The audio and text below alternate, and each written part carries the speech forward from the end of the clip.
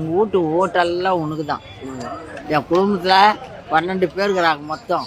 அக்கா தங்கச்சி அண்ணன் தம்பியிலேருந்து எல்லாம் உனக்கு தான். நீனா வேறு யாருக்கல. இதோ அம்பத்தூரில் டெய்லி நாஸ்டா.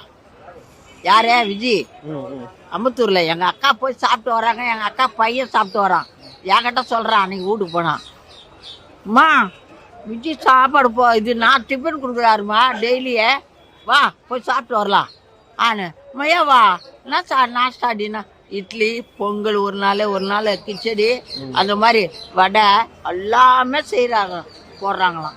வயிறார சாப்பிட்டு வராங்களாம் சொல்கிறாங்க. தெரியுமா? இதை கேட்க எவ்வளோ பெருமையாகுது. அந்த மாதிரி யார் போடுறா?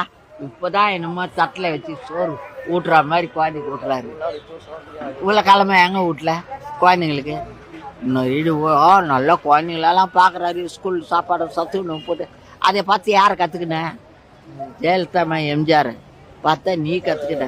இப்போ நீ வந்து ஊட்டுற குழந்தைங்களுக்கு எம்ஜிஆர் ஊட்டிக்கிறாரு பக்கத்துலேயே உட்கார வச்சு குழந்தைங்களுக்கு. ஜெயலலிதா அது வந்து சாம்பிள் உணவு. அது ₹1 இட்லி யார் போட்டுக்கிறா? ₹1 இட்லி யார் போட்டுக்கிறா? யாரும் கிடையாது.